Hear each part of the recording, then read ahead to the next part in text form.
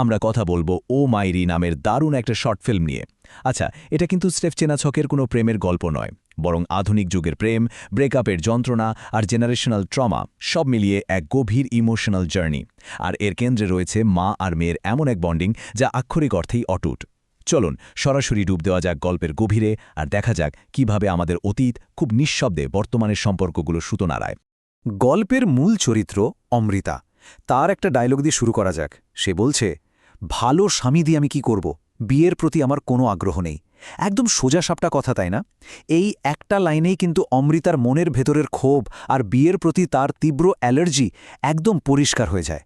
ব্যাপারটা শুধু এই নয় যে সদ্য তার ব্রেকআপ হয়েছে, বরং এর শেকড় লুকিয়ে আছে ওর পরিবারের অতীতের একটা ভীষণ অন্ধকার অধ্যায়ে। অমৃতা আসলে বিয়ে নিয়ে কেন এতটা ভয় পায় সেটা বুঝতে হলে আমাদের একটু পেছনের ঘটনাগুলো দেখতে হবে। অমৃতার এই ব্রেকআপের ঘটনাটা ঠিক কত দ্রুত একটা চরম পর্যায়ে চলে যায় তার টাইমলাইনটা দেখলে যে কেউ চমকে যাবে। একটু খেয়াল করুন, মাত্র 1 মিনিটের মধ্যে সে তার বয়ফ্রেন্ড সিদ্ধার্থের ফোনে বেশ কয়েকটা ডেটিং অ্যাপ খুঁজে পায়, একদম হাতে নাতে ধরা। আর এই বিশ্বাসভঙ্গের ধাক্কায় মাত্র 5 মিনিটের মাথায় প্রচণ্ড রাগে সে আস্ত টেলিভিশনটা ভেঙে চুরমার করে ফেলে। 1 ঘন্টার মধ্যে নিজেকে ঘরের ভেতর বন্দি করে ফেলে, মায়ের হাতের খাবার পর্যন্ত ছুঁয়ে দেখে না। এরপর ঠিক 12 ঘন্টা পর সকালবেলা শুরু হয় সেই ফোন আলাপ। এটা কিন্তু কোনো সাধারণ ঝগড়া ছিল না, বরং আধুনিক টেকনোলজির যুগে চিটিং বা প্রতারণার একটা ক্লাসিক উদাহরণ। 12 ঘন্টা পরের সেই ফোন কলের বিষয়টা কিন্তু সাংঘাতিক।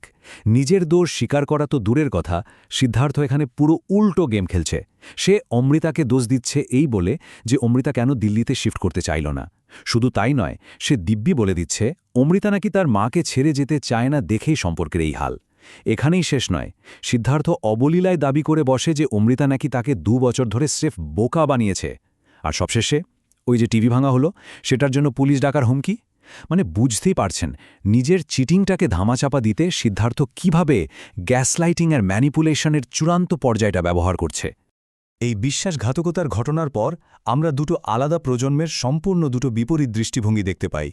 একদিকে আছে অমৃতা, যে মানসিকভাবে একেবারে বিধ্বস্ত আর হতাশ।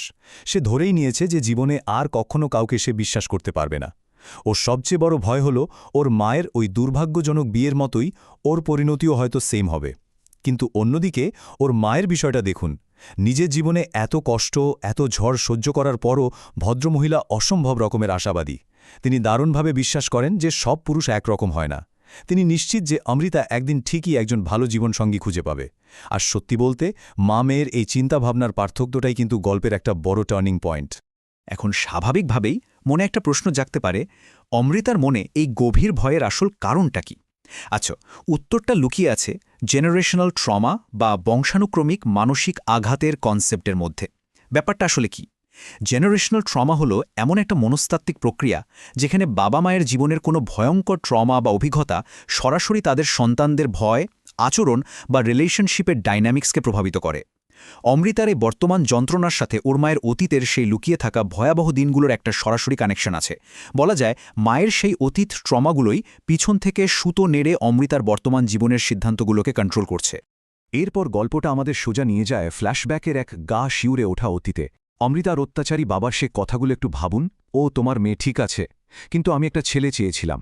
তুমি একটা মেয়ের জন্ম দিয়েছ, অন্তত আমাকে ওর সাথে একটু আনন্দ করতে দাও। কথাগুলোর মানে বুঝতে পারছেন? এটা শুধু যে চরম আপত্তিজনক তাই নয়, বরং এটা একদম পরিষ্কার করে দেয় যে ছোট্ট অমৃতা ঠিক কতটা অনিরাপদ আর কতটা ভয়ঙ্কর একটা পরিবেশে বড় হয়েছে। ওই একটা লাইন শুনলেই বোঝা যায় ওদের পরিবারের ভেতরের চেহারাটা আসলে কতটা কুৎসিত ছিল। কিন্তু এত অন্ধকারের মাঝেও সবচেয়ে অবাক করা বিষয়টা হলো মায়ের সেই অবিশ্বাস্য সহনশীলতা আর সাহস। তিনি আক্ষরিক অর্থেই মেয়ের জন্য একটা বর্ম বা রক্ষাকবচ হয়ে দাঁড়িয়েছিলেন। নিজে দিনের পর দিন চুপচাপ ওই জঘন্য গালাগাল আর শারীরিক অত্যাচার সহ্য করেছেন, কিন্তু মেয়েকে আঁচড়াল লাগতে দেননি। মেয়েকে ঘরের ভেতর নিরাপদে আটকে রেখে ওই অত্যাচারী লোকটাকে শটান হুঙ্কার দিয়ে বলেছেন, ওর থেকে দূরে থাকো।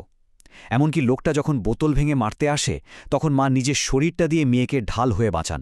মাতৃত্বের এমন চরম আর নিঃস্বার্থ একটা রূপ সত্যি বলতে খুব কমই দেখা যায়। আর এভাবেই আমরা এসে পড়ি গল্পের সবচেয়ে ইমোশনাল জায়গাটাতে, হাসপাতালের সেই কেবিন। একজন মায়ের সারা জীবনের এত স্যাক্রিফাইস, এত আত্মত্যাগ, সেটা জীবনের একেবারে শেষ প্রান্তে এসে কেমন একটা নিঃস্বার্থ অনুরোধে রূপ নেয়। দৃশ্যটা আমাদের সেটাই দেখায়। এটাই কিন্তু মা আর মেয়ের এই অসাধারণ সম্পর্কের চূড়ান্ত পরীক্ষা। সব ভয়, সব ট্রমার ঊর্ধ্বে উঠে একজন মা শেষ বেলায় তার সন্তানের ভবিষ্যতের জন্য ঠিক কতটা ভাবতে পারেন, সেই জায়গাটাই আমরা এবার দেখব। হাসপাতালের ওই বেডে শুয়ে থাকা মাকে অমৃতা একেবারে মরিয়া হয়ে বলছে, বিয়ে গুরুত্বপূর্ণ নয়, তুমি গুরুত্বপূর্ণ। তাহলে কি বিয়ের পর তুমি আমাকে একা ফেলে চলে যাবে? এই কথাটা থেকে স্পষ্ট বোঝা যায় যে মায়ের প্রতি অমৃতার ভালোবাসা আর নির্ভরতা ঠিক কতখানি। ট্র্যাডিশনাল বিয়ে বা সংসার করার কোনো ইচ্ছাই তার মধ্যে আর অবশিষ্ট নেই। ওর কাছে ওর মাই হলো ওর পুরো পৃথিবী। আর সত্যি বলতে ওই মুহূর্তে মাকে হারানোর ভয়টা ওর জীবনের অন্য সব ভয়কে একেবারে ছাপিয়ে গেছে। কিন্তু মজার ব্যাপার হলো, মায়ের চিন্তা ভাবনা ছিল একেবারে অন্য রকম। নিজের জীবনে অত ভয়ঙ্কর অভিজ্ঞতার পরও তিনি কিন্তু মেয়ের জন্য একটা সুন্দর, নিশ্চিন্ত ভবিষ্যতের স্বপ্নই দেখেন। মায়ের লজিকটা খুব সিম্পল। প্রথমত তিনি চান অমৃতা বিয়ে করুক, যাতে তাকে সারা জীবন একা থাকতে না হয়। দ্বিতীয়ত তিনি আশা করেন অমৃতার নিজের একটা সন্তান হবে, যে কিনা ওর বৃদ্ধ বয়সে দেখাশোনা করবে। আর তৃতীয়ত তিনি হাসতে হাসতে সেই অনাগত ছেলে সন্তানের নাম অমিত রাখার প্রস্তাব দিয়ে বসেন। এটা কিন্তু নিছকই একটা নাম নয়, বরং এটা একটা সুখী আর নিরাপদ ভবিষ্যতের প্রতীক, যা তিনি মৃত্যুর আগে মেয়ের জন্য নিশ্চিত করে যেতে চান। এই পর্যায়ে এসে গল্পের সবগুলো সুতো একটা বিন্দুতে এসে মিলে যায়। পুরো সার্কেলটা যেন কমপ্লিট হয়।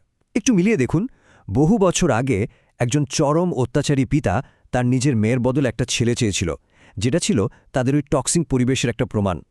আবার একদম রিসেন্ট অতীতে একজন মৃত্যুপথযাত্রী মা অত্যন্ত ভালোবেসে তার নাতির নাম অমিত রাখার একটা মিষ্টি অনুরোধ করেন। আর বর্তমান সময়ে এসে আমরা কি দেখি?